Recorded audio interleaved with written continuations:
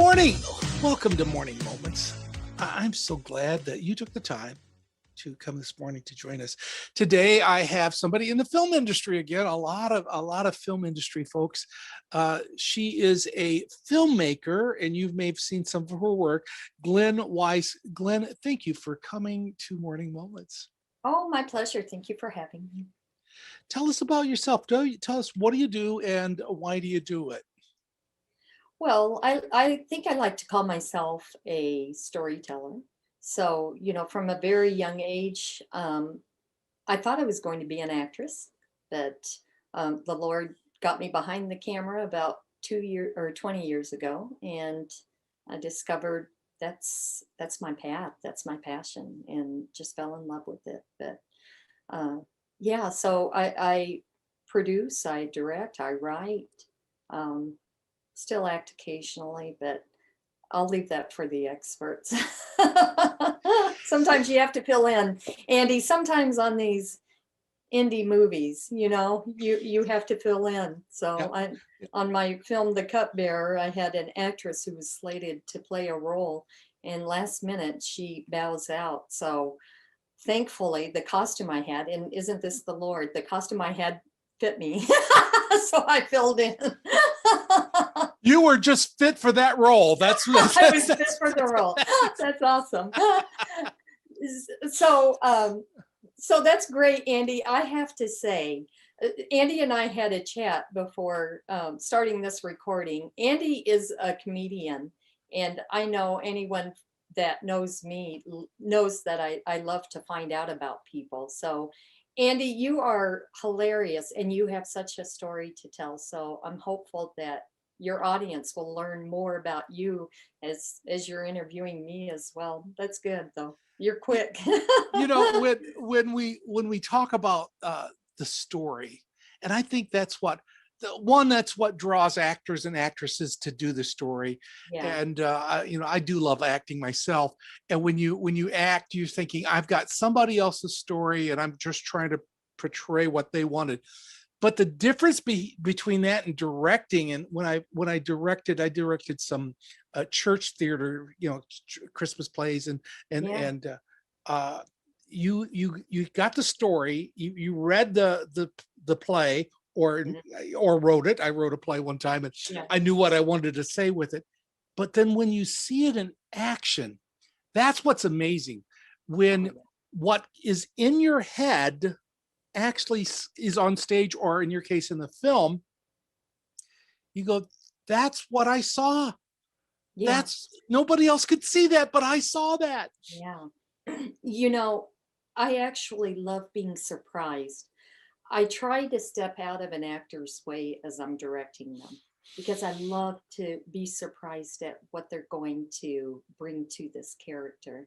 And there are actors that have given me exactly as I wrote it, and it's, oh my goodness, to see the story come to life as you envisioned it. And then there are moments of magic that come when an actor brings something so completely different than you could have written, that it could only come from God.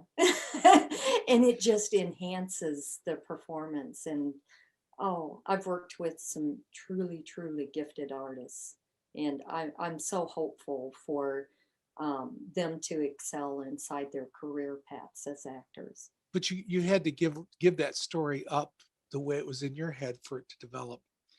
I have learned I'll get a much better story if I allow actors to work in their giftings.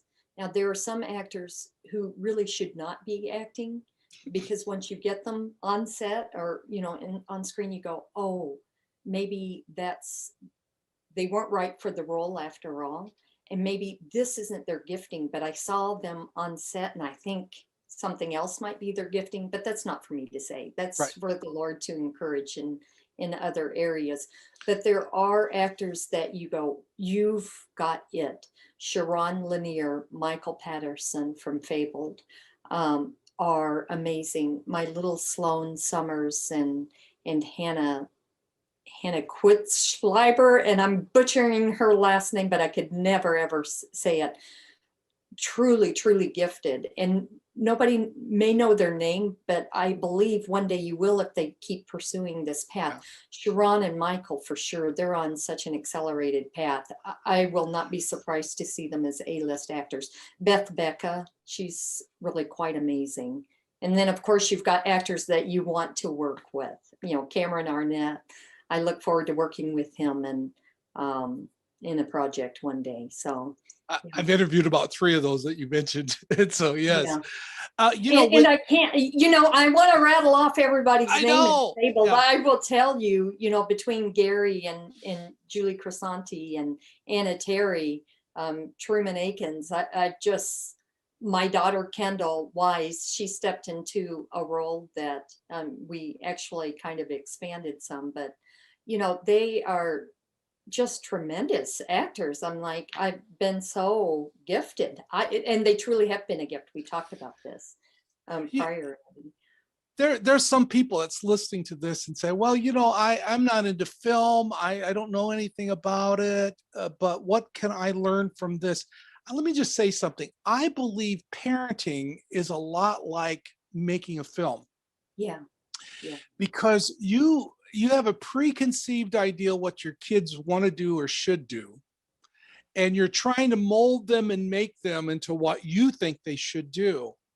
Yeah. And they need direction, they need discipline. But I tell people parenting, the act of parenting is giving away since they were born to the time they leave the house, giving away, I'm giving and letting go.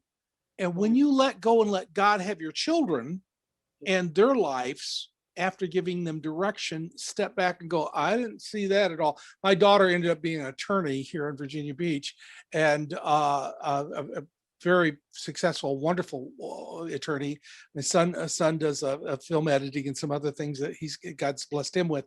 But when I step back and go, I never would have guessed that. And it's the same way with parenting, and the same way when you're in leadership, is not to hold on, but to hold on too tight. Yeah.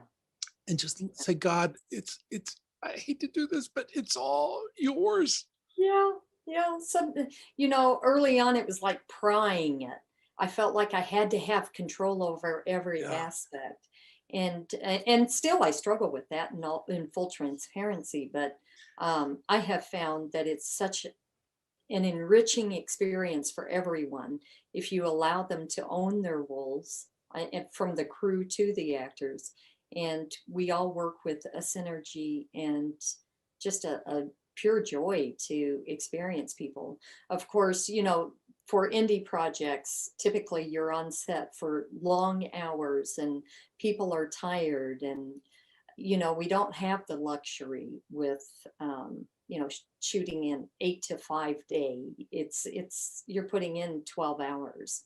I know with Fabled, my current project, it was long days of shooting, but they're true professionals. Everybody that was involved, true professionals. And we were all dedicated to this idea that we are going to provide this series, this pilot, with excellence. So having that kind of dedication from people on set is crucial to producing something that is really quite beautiful. And yeah, I love that though, because I absolutely agree with you. Parenting is a training ground for us in real life. Yes. When we're going out and being the leaders, or for our children, they watch us and they learn from us. How are we reacting? And they're great at coaching me when I need it. Yeah. I look at these little human beings and I say, oh goodness, what a true blessing to my life, to my spiritual growth, to my growth as a human. They have been. So yep, absolutely. Well, Glen, what I'm going to be doing, I'll put down below in the credits or the comment section your films that you're in, Fabled, and other things that you've been doing and have done. Also ways that people can get a hold of you in the industry, or if they have questions about what you do, and that we can keep track of what's going on. But more important than that, and I ask this quite often on Morning Moments, I want everybody that's watching this interview, this conversation, and it was just a wonderful conversation, to take a moment and stop and say, I'm going to purposely pray for Glen right now, Mhm. that God would bless her, touch her life, and that would continue to bring the story out. Yeah, Jesus told the story. Jesus yeah, was a storyteller. And yeah, to be like Jesus, I want to be everything I can to be like Jesus, and I want to be a storyteller. And Glenn yeah, is that. So let's just pray for her, that she would be the plan, keeping the plan, the hope, and the future that God has for her. And by the way, out there, God's got a plan, a future, and hope for you. And you it's up to bet. you to find out what it is, because God has got something great in store for you out there that's listening for this Yeah. today. Glenn, thank you so much for joining me for Morning Moments. Oh, Andy, you are so awesome, and the fact that you provide this forum for people to have a voice that, and people to be recognized inside an industry that is full of people. I'm just really appreciative, and I think you've interviewed some great people. As a matter of fact, I've been trying to go and watch some of these interviews. It helps me get to know them, Good. and I'm really appreciative of it because we don't connect. It's such an internet society now and such a virtual connection. So sometimes it's almost like being invited into somebody's dining room and sitting down with a cup of coffee to enjoy a nice conversation. So I really appreciate you. I appreciate that you did that. And thank you. I appreciate you encouraging people to pray for me for my projects.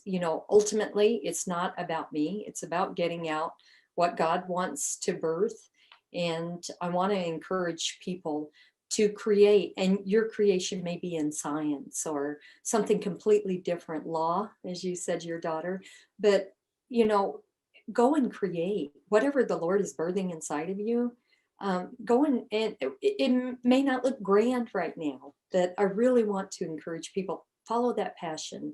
And if you don't have a passion yet, start asking the Lord for passion, because He'll give it to you. He'll show you the path that He has created and desired for you at this stage of your life. Amen. Thank you so much. Thanks, Andy. And thank you for joining me in Morning Moments. I want to ask you to keep on coming back, and may God richly bless you.